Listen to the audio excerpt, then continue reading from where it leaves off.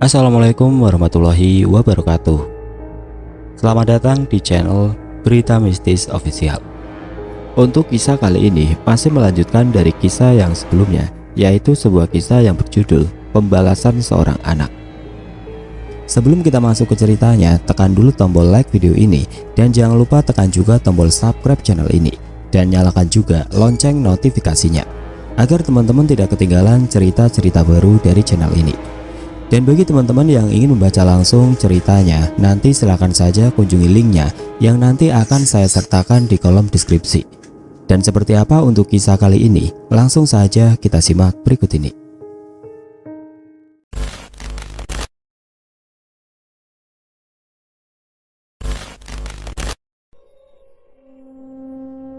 Putri lalu mencoba untuk mendorong pintu tersebut dengan keras. Saya yang mencoba menahan Putri.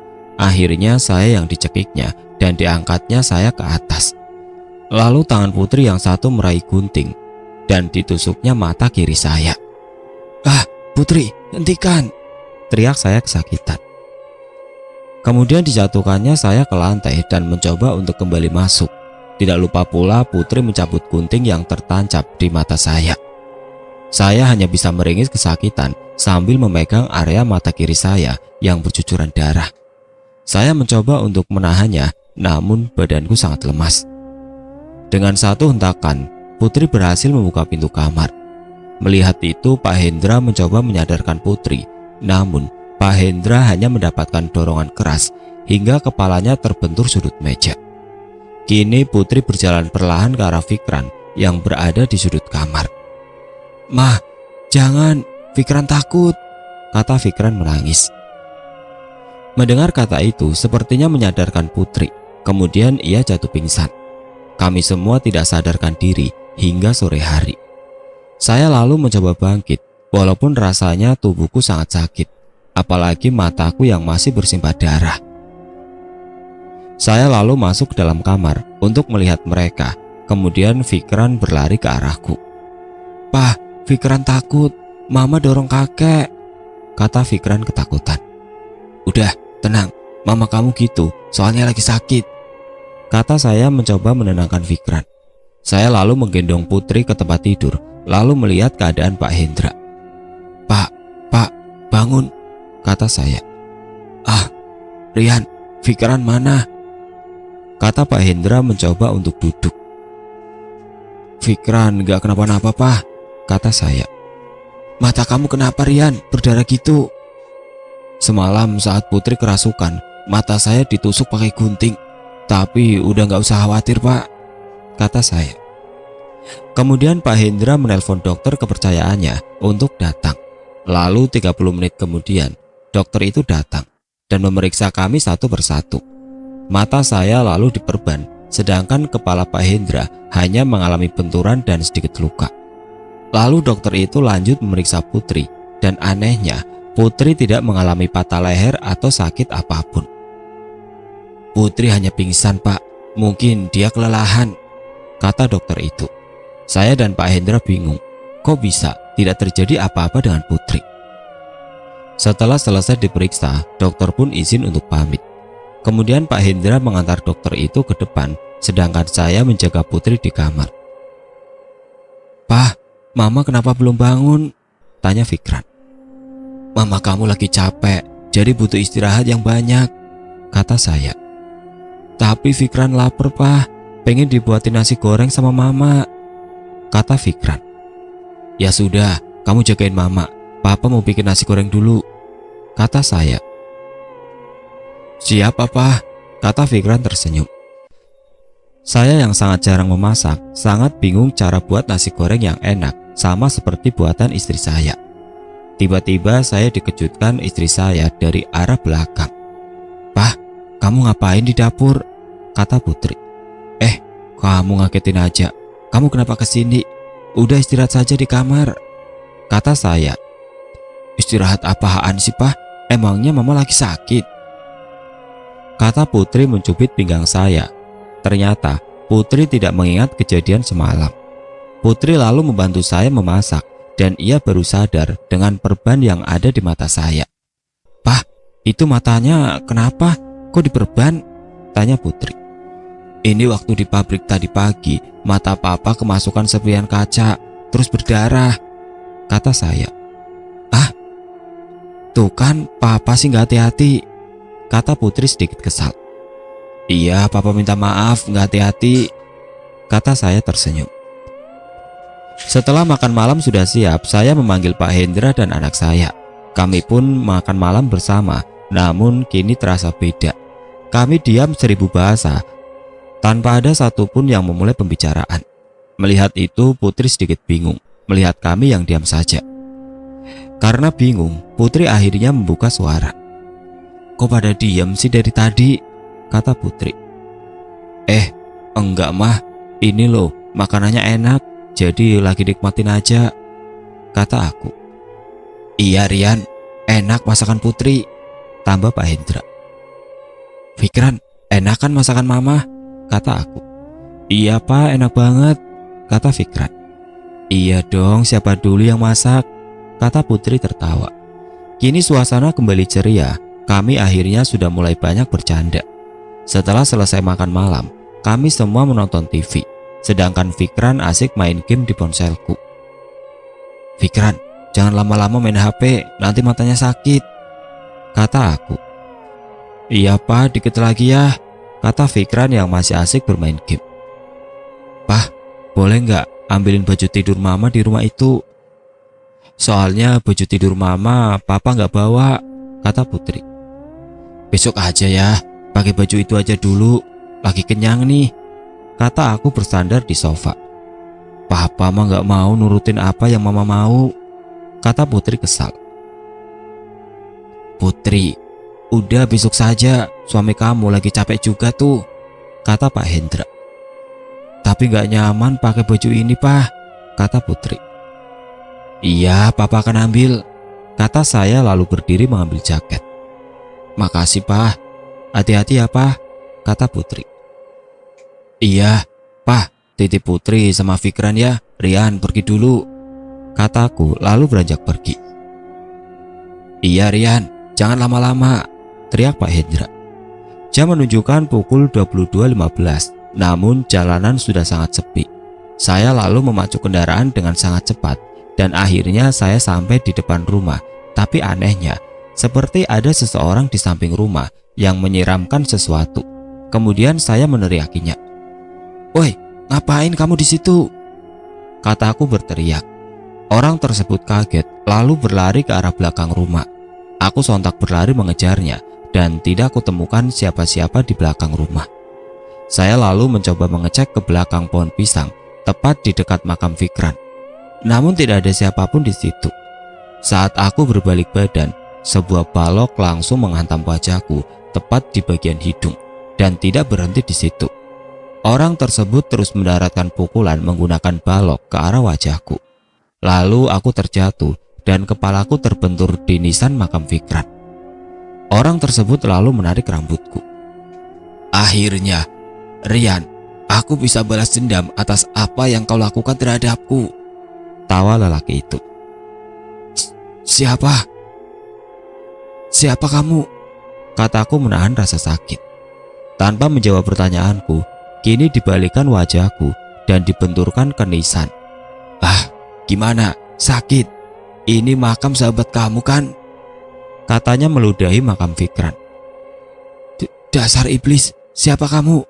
Kataku marah. Kenapa Rian? Kamu marah? Makam sahabat kamu saya ludahi. Ayo bangun, lawan aku, katanya lalu kembali membenturkan kepala saya di nisan. Siapa kamu? Kataku.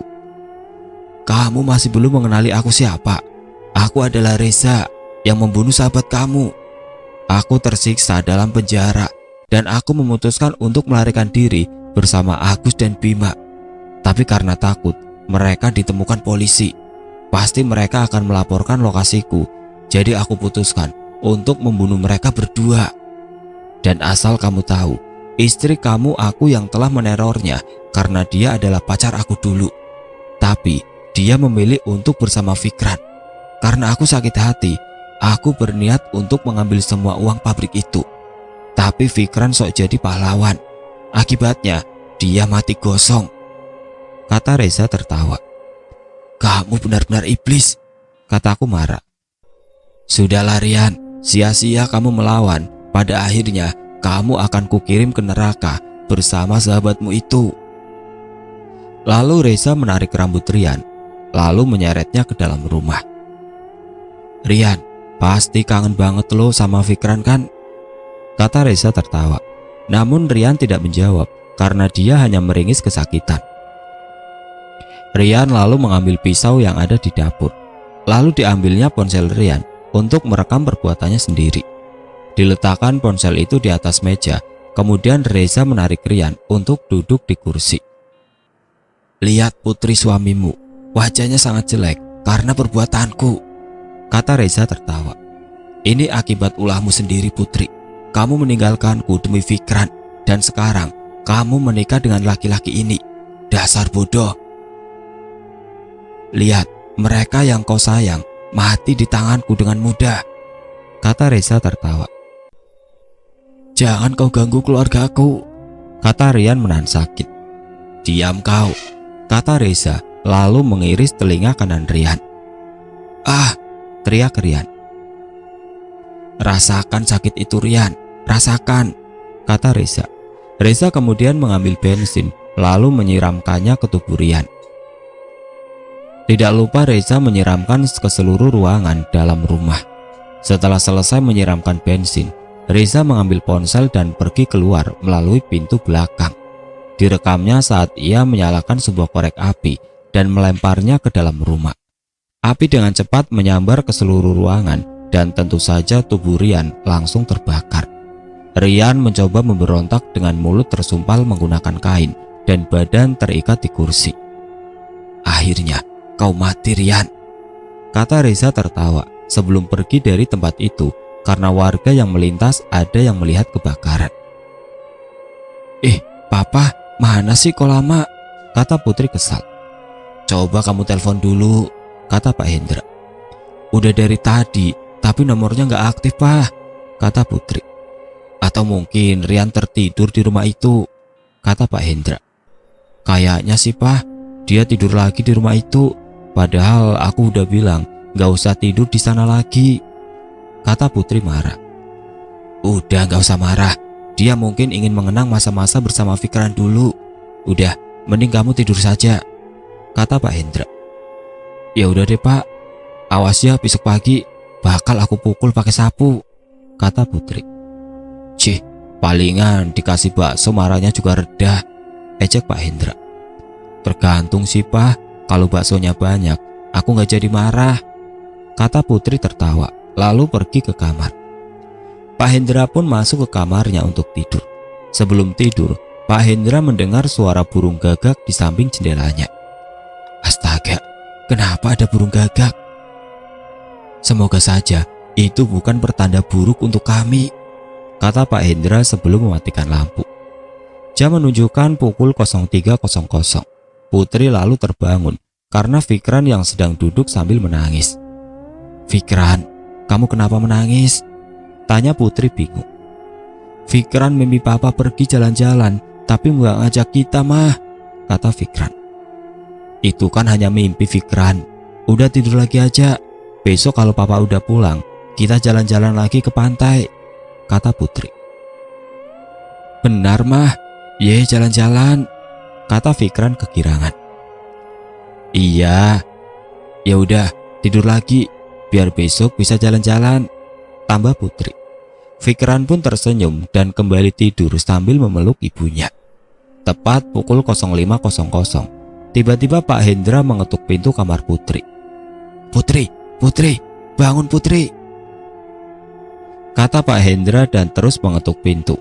Akhirnya Putri terbangun lalu membuka pintu.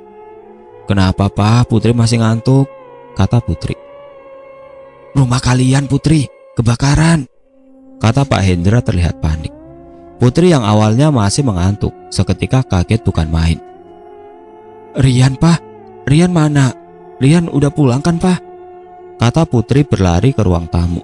Namun di ruang tamu tidak ada siapa-siapa. Pak, Rian mana? Pak, jawab, Rian mana Pak? Kata Putri mulai menangis. Kamu tenang dulu, mendingan kita langsung pergi ke rumah sakit saja untuk memastikan, kata Pak Hendra. Memastikan apa, Pak? Rian di mana, Pak? Kata Putri masih meneteskan air mata. Sudah, kamu jangan menangis dulu. Kamu bikin tambah panik papa saja tahu. Kamu bangunkan Fikran, terus kita pergi ke rumah sakit, kata Pak Hendra. Kemudian Putri menuju kamar dan langsung menggendong Fikran. Mah, papa mana?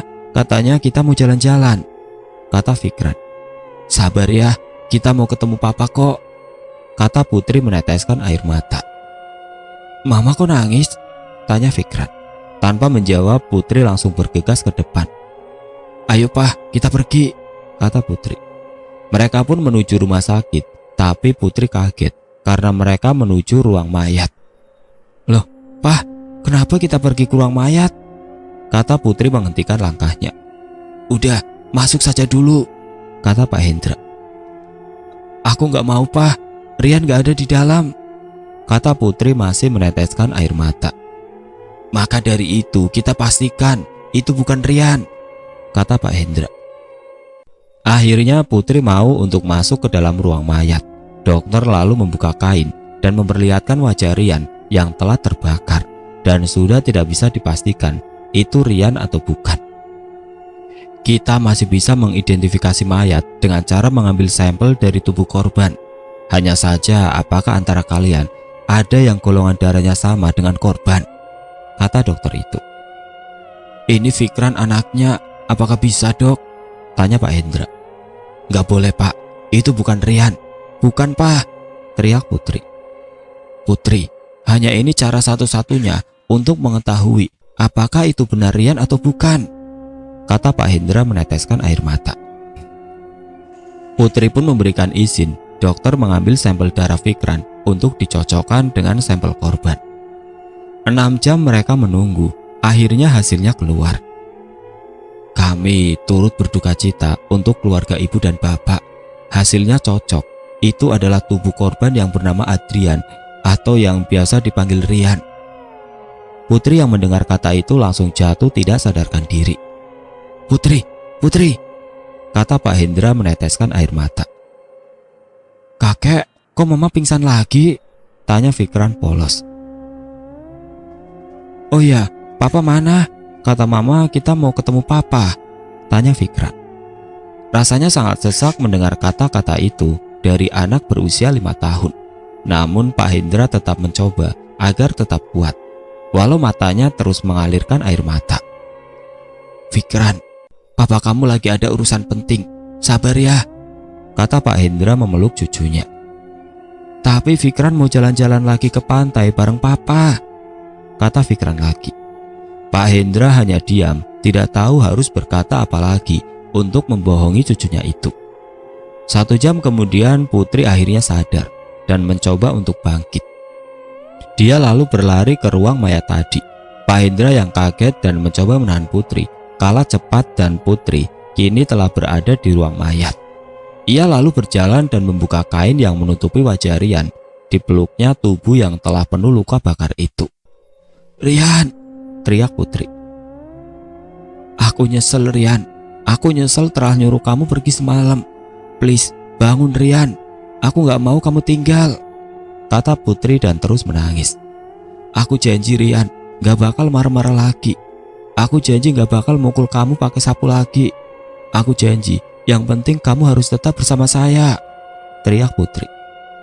Bu, tolong jangan teriak ya, soalnya di ruang sebelah ada pasien yang sakit, kata seorang perawat. Tanpa mendengarkan perawat itu, Putri terus menangis dan berteriak. Dia tidak bisa terima bahwa suaminya Rian telah meninggal dunia. Lalu Pak Hendra menghampiri Putri. Sudah Putri, kita harus ikhlas, kata Pak Hendra memeluk anaknya itu. Saya nggak bisa Pak, saya nggak kuat ditinggal Rian Pak, kata Putri terus menangis. Ini sudah takdir, kita sayang Rian, tapi Tuhan lebih sayang terhadap dia. Ikhlas nggak ikhlas, kita harus merelakan dia yang telah mendahului kita, kata Pak Hendra ikut meneteskan air mata. Putri hanya bisa menangis di pelukan Pak Hendra. Setelah semua formulir telah diisi, akhirnya jenazah Rian siap dibawa untuk dikebumikan. Pak Hendra telah terlebih dahulu bersama Putri dan Fikran menunggu di pemakaman umum. Tidak lupa pula karyawan turut hadir dalam pemakaman itu. Kemudian dari kejauhan terdengar suara sirine ambulan. Putri tidak bisa menahan air matanya. Ia terus menangis sampai jenazah Rian diturunkan dari ambulan. Putri tidak henti-hentinya menangis. Ketika Rian akan dimasukkan ke dalam kubur, tempat terakhir Rian untuk istirahat selama-lamanya, karyawan pun tidak kuasa menahan air mata melihat bos mereka yang sangat baik kini telah pergi meninggalkan mereka. Setelah selesai pemakaman, mereka memanjatkan doa untuk Rian, tapi tidak untuk Putri.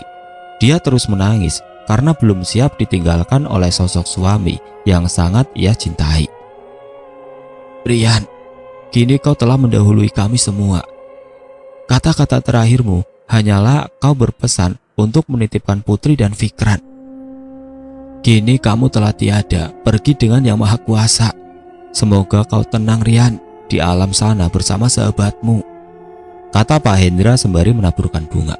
Karyawan pun hanya menangis mendengar kata-kata yang diucapkan oleh Pak Hendra. Tidak berselang lama orang tua Rian baru sampai setelah perjalanan jauh dari Buol, daerah asal Rian dan Fikran sahabatnya. Ibu Rian menangis seakan tidak percaya atas kematian anaknya tersebut. Rian, kamu kenapa ninggalin mama dengan papa? Kata ibu Rian menangis sejadi-jadinya. Putri lalu memeluk mertuanya. Ini salah aku bu, seharusnya aku gak nyuruh Rian untuk pergi ke rumah itu, kata Putri menangis. Mereka hanya menangis dan ibu Rian pun tidak menyalahkan menantunya tersebut karena dia mengerti ini sudah takdir dan ketentuan Tuhan. Setelah selesai mengirimkan doa untuk Rian, mereka semua pulang ke rumah Pak Hendra.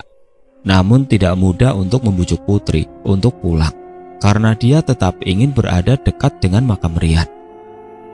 Putri, ayo pulang nak, kata ibu Rian.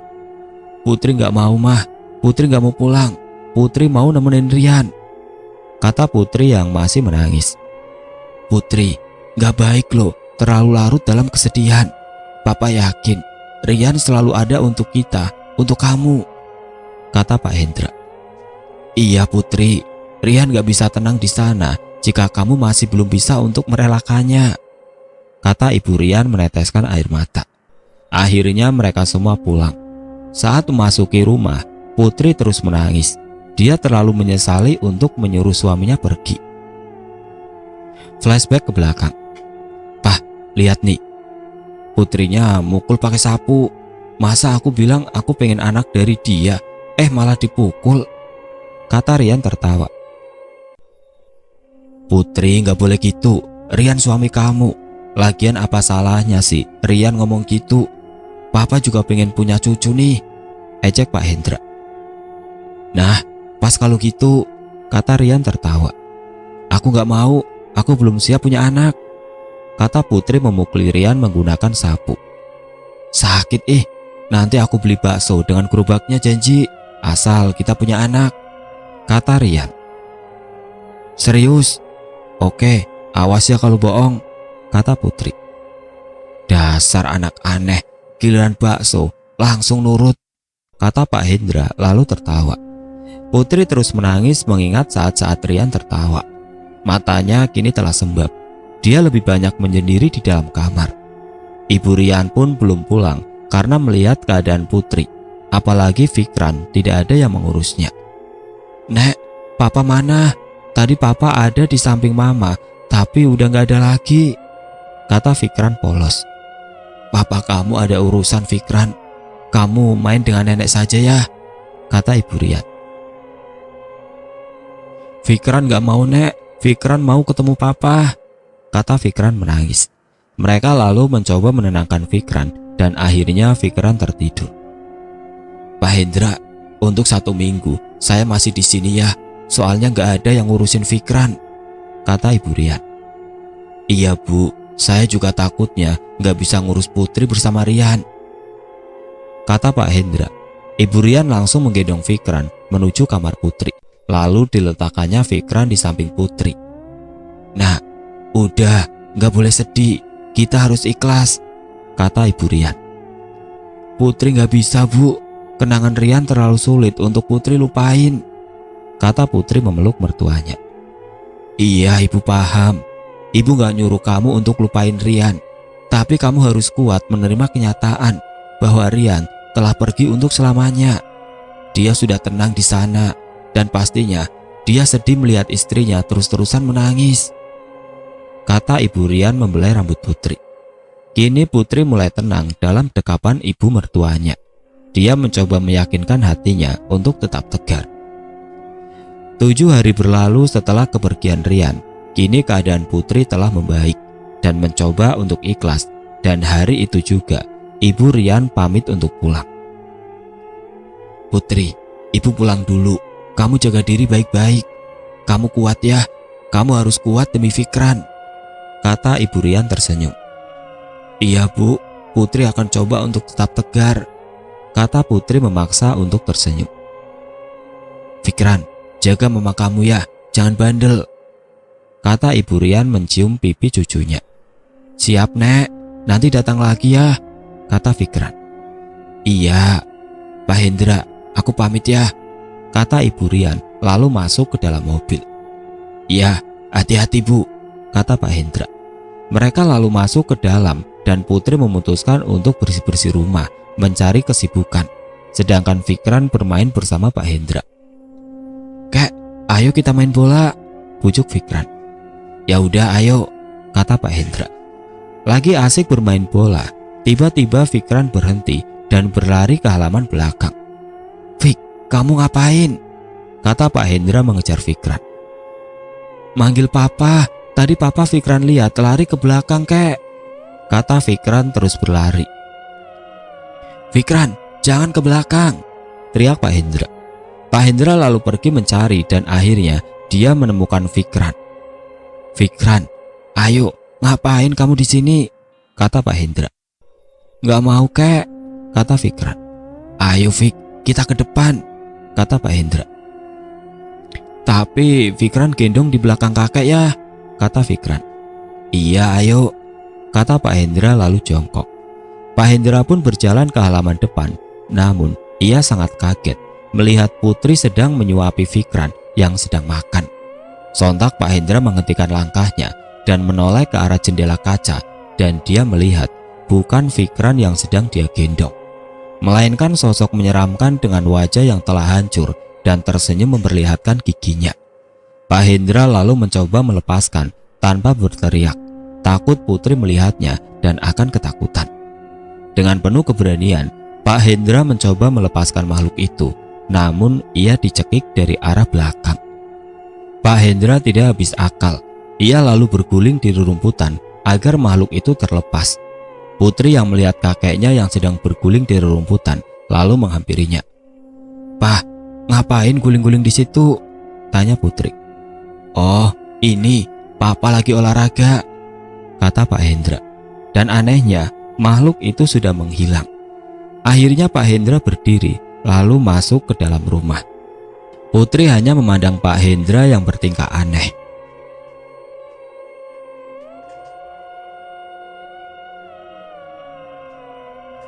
Oke teman-teman, sampai di sini dulu ceritanya. Nantikan kelanjutan kisah ini di video berikutnya. Agar tidak ketinggalan, klik tombol subscribe channel ini dan nyalakan lonceng notifikasinya. Wassalamualaikum warahmatullahi wabarakatuh.